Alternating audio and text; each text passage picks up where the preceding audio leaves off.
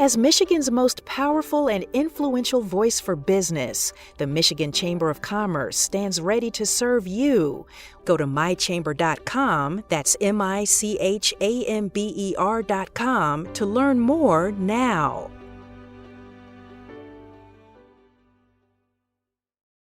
Through confidential sources, undercover agents, and clandestine recordings, law enforcement learned particular individuals were planning to kidnap the governor. It's been more than a year since news broke of an alleged plot to kidnap Michigan's governor. That was the U.S. Attorney of the Western District of Michigan, Andrew Burge, speaking at the first press conference about it. In 2020, federal agents arrested 14 men, including a group that called themselves the Wolverine Watchmen Militia. The FBI said the group got angry over COVID-19 restrictions and turned to domestic terrorism. The FBI and both U.S. attorneys, Governor Whitmer, and the colonel of the state police and the attorney general all have acknowledged no one's ever seen anything like this before. But now the government has to prove its case. And defense lawyers are seeking to hack away at the credibility of those in charge of the handcuffs. This month in federal court, they've highlighted a wife-beating FBI agent, pointed to business dealings by another, raised an old accusation of perjury against a third, and brought up concerns with a double agent informant. They're hoping to get all of that in front of a jury, along with statements made during the investigation. The defense's goal is to prove the planning and training and scheming the government wants to show was actually motivated and created by the FBI, that the FBI entrapped innocent men. The government's case, allegedly, is essentially built on lying FBI agents and a crooked informant, that they were all bad actors, that they planted this information in the defendants' heads. This week, we dive into what the agents are accused of, what's at stake, and look at the last time the government lost its case against a Michigan militia. I'm Kerry Jr. II, and this is On the Line.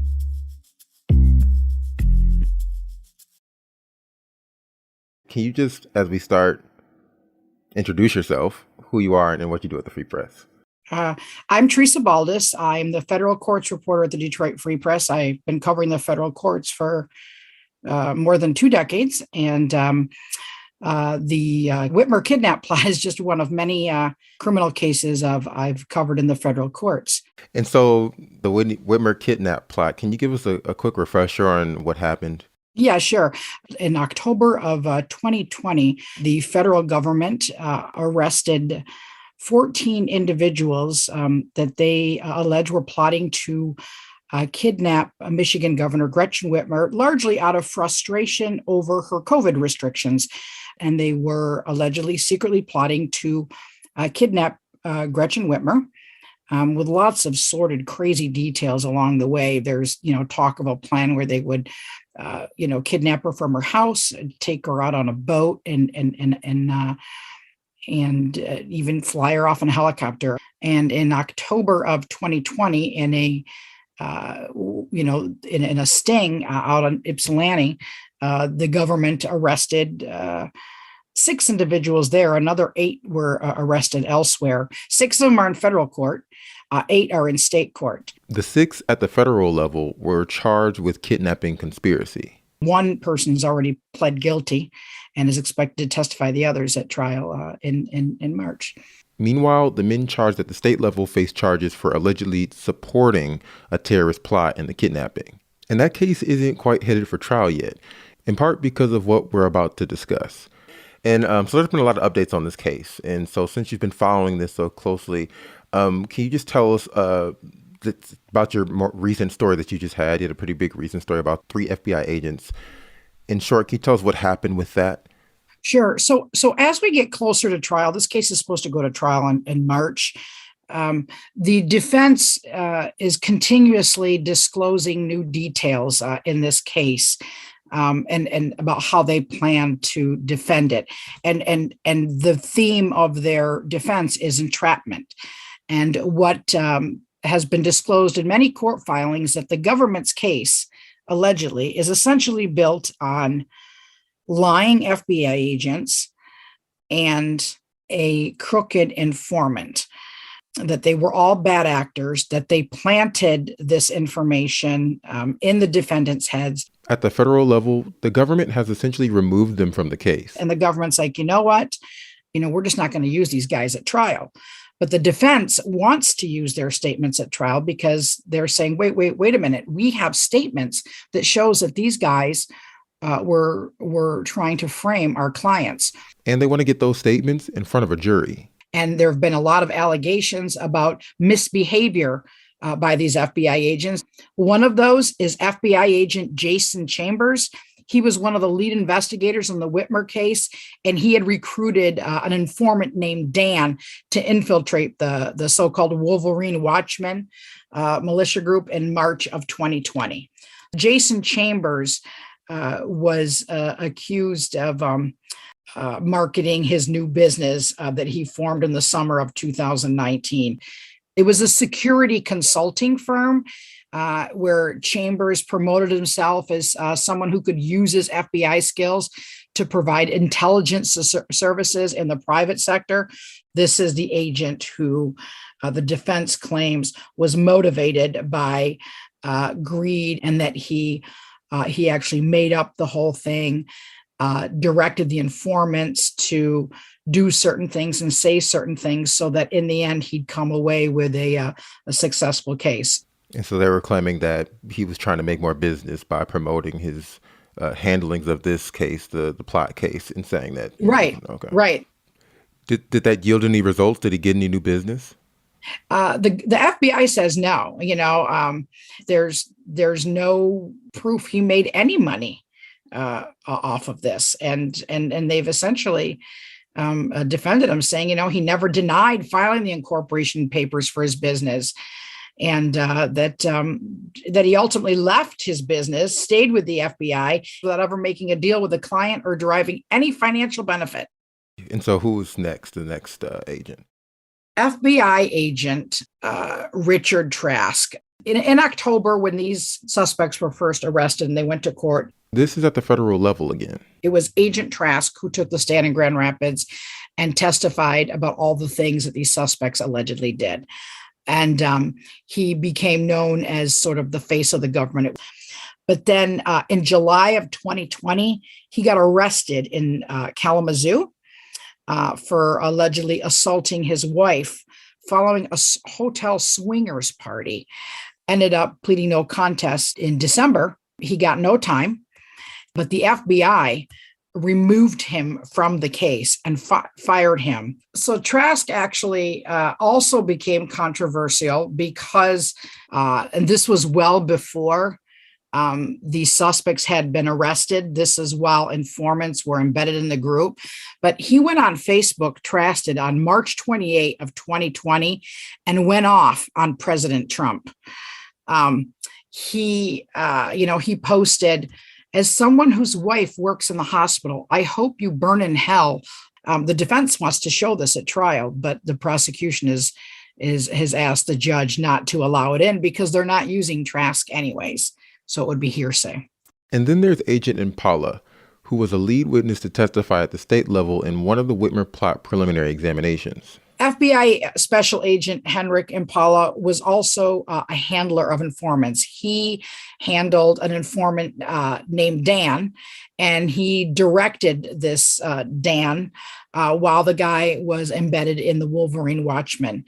Impala's role in the case, it raised red flags for the defense because of a prior perjury allegation in a completely separate matter. A defense attorney in another case once accused Impala of perjury. We don't have details about what it was that he allegedly perjured himself with, but the prosecution says not only are those allegations unfounded, but that a judge made no finding of misconduct against Impala. However, the defense wants to question Impala, and they want his statements, conversations that Impala had with his informant that he was directing, text messages, phone calls. The defense says they want to question Impala because they think it's relevant to his truthfulness. I think what's important here to recognize is that the first thing a defense attorney does in this type of situation is try to taint the credibility of the government's witnesses, whether they're FBI agents or whoever they are. And so that's almost like a classic first line of defense.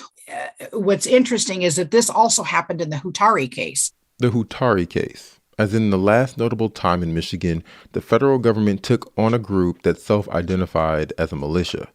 And in that case, the government lost. We'll be right back.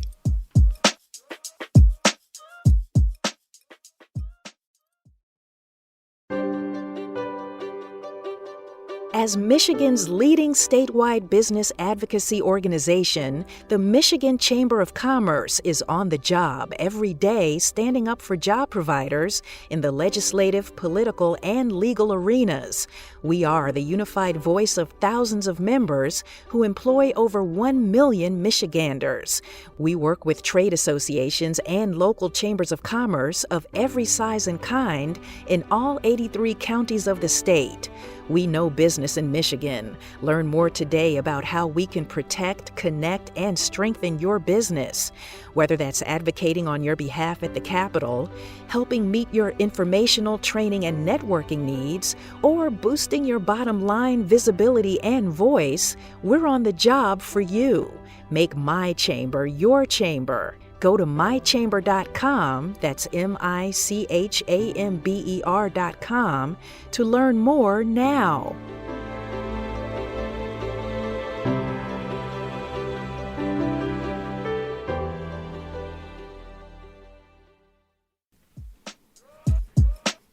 And we're back, speaking with Free Press reporter Teresa Baldes about the Whitmer plot case. More specifically, how defense attorneys in the case have focused on 3 FBI agents as they try to prove the government entrapped their clients. So that's almost like a classic first line of defense. We are going to let jurors think and believe and convince them that these guys cannot be trusted, that they're bad actors. So what's interesting is that this also happened in the Hutari case. However, there's a key difference here. These bad actors that we're learning about, the government is disclosing them ahead of trial. In the Hutari case, we found out about alleged bad actors and misbehaving FBI agents in the middle of trial. The defense dug that stuff up. Here, the government is right out of the bat disclosing it all, saying, hey, listen, here's what we know about so-and-so, so-and-so, so-and-so, and so-and-so. And by the way, they're off the case. So the Hutari case. A long time ago in a galaxy far, far away. It's the best opener. That's William Swore, who was a defense attorney for a lead defendant in the Hutari case back in 2012. Members of the one of the many militias that are in Michigan, I suspect with an intent to try and curry favor with the FBI, contacted the FBI and said, you know, us red-blooded militia members, we really love our country, but you got to be worried about those crazy guys down in Adrian, the Hutari militia, because they really are plotting to overthrow the government. And so the government decided to investigate. And what year was this? Well, the trial was 2012, I believe. So this was 2010. So the government used a guy that they had used as an informant in the past, and they were paying him. He went down to a Hutari training and chatted up the fellows, and then he would report back to the government. And at some point in time, the government started wiring him. Okay. And he was reporting more and more that the Hutari were really actually planning to attack the police and overthrow the government. The Hutari had firecrackers, literally. They had firecrackers and they had firearms. There were 2 firearms that had been retrofitted to fire automatically, which was illegal and still is illegal. But other than that, they were just training. There was a lot of talk. There was a lot of audio. There was a lot of video. And the government just made a decision that they were going to prosecute them. And the fact that the case was dismissed by the judge without even allowing it to go to the jury tells you how weak the government theory was and how little evidence they had. Well, I'm sure it's a lesson, I'm sure the government walked away from that case and thought, okay, we have to do better next time. And next time is right now. Essentially, the cases are similar in that the defendants were anti-government extremists who hung out, held field training exercises with guns, and made a lot of crazy comments about how they hated the government. However, Swore said the Whitmer defense case is a bit different than the Hutari case, in part because his team didn't argue entrapment. They argued not guilty, and that the group was all talk. But let's get into what entrapment even really is. Define for us what entrapment is. Generally speaking, if it is an objective test, then the question is whether the government engaged in activity that provoked an individual who would not have otherwise committed a crime to commit a crime. That's the simplest and most straightforward. There are some jurisdictions that take into consideration the state of mind of the defendant, whether the defendant was predisposed to engage in criminal activity or whether the predisposition part is irrelevant. The question is whether the conduct of the government was the factor which led the individual to do it, or if the government just provided tools or some other support that assisted or allowed the individual to do something. So in the Whitmer plot case, entrapment is the key defense, along with the defense that the men were simply all talk.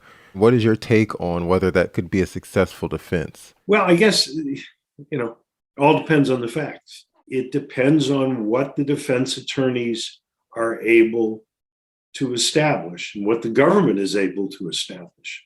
All it takes is one juror who has misgivings or is very skeptical of government overreach to throw the whole case. You may have one juror on that case who is squeamish about paid informants or who questions the government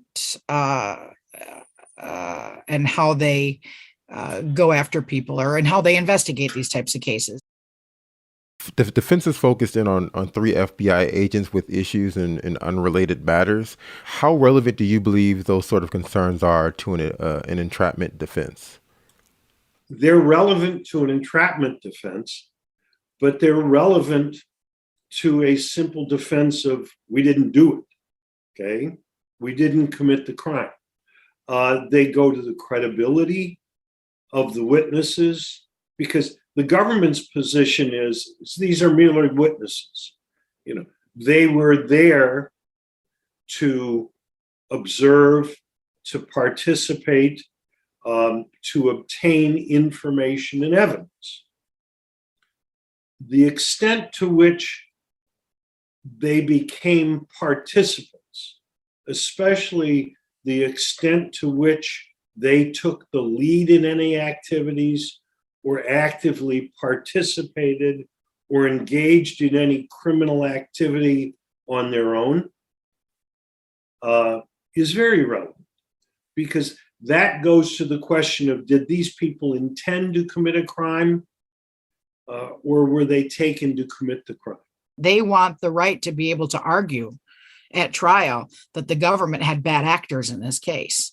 This is how messy and sloppy they were. They had, look who was running it, 3 rogue FBI agents, a double agent informant who, was working against us. And who was the alleged double agent? Steve turned out to be what the government is now saying was a double agent. They claim that he was pretending to be working for the FBI while he was really just secretly trying to help the suspects kidnap the governor. And a lot of new details have come out about this informant. There's a memo in the case that the defense has gotten a hold of, and it's an FBI agent who's writing a description, a summary of how his informant has been working on the case, with references about how there's concern that he's going a little too far, and comments such as, he seems to thrive on being the leader of the group. Now, the defense wants to use that because the defense argues all along that, hey, we didn't mastermind this, we didn't direct anything, and none of this was our idea, that the informant was really doing it all. And the informants are allegedly puppets of the FBI agents. So it's interesting. We'll see what happens. And just to be clear, the defense isn't so much trying to put the agents on the stand, but they do want the jurors to hear the statements they have to show them as deeds, which means the defense will have to use someone else to bring the matter up at trial. When and how will that be decided, whether or not the defense can include the statements of the FBI agents? I'm sure a judge will be, probably any day now, before trial for sure. We got March, but I imagine a decision is going to come down soon. An entrapment argument at the state level is also planned for February. And how detrimental would it be for the defense if they aren't allowed to use those statements by the FBI agents? Well, it's certainly going to make it more difficult for them to raise their entrapment claim, but they'll still do it. Do you think there's more pressure on the government in this case because of what happened in the Hutari case? I don't think so. That was 10 years ago. That was 2 political administrations ago. Certainly the government doesn't like to lose. And certainly there's pressure that way to make sure that they get the case right.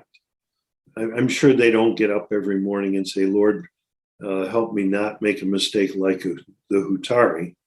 Well, this case is also being tried in the Western District of Michigan in Grand Rapids. So you have a different U.S. Attorney's Office.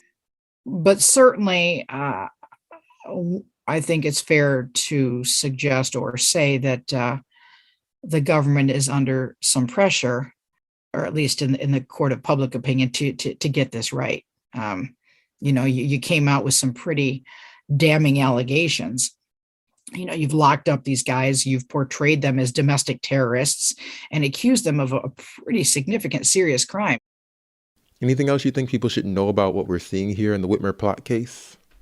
It's certainly troublesome. As I said, one would think, especially after the Hutari case, that the government would be more aware of its obligation to have control over its agents and over its undercover operatives, that the supervision would be more close, that they would do a better job of selecting the people that they're going to plant in there. And all 3 of these people, from the little bit I've heard, sound like they've gone off the rails, that they were not the kind of disciplined, focused individuals that a jury would feel comfortable relying on. Well, thank you very much for your time. You're very welcome.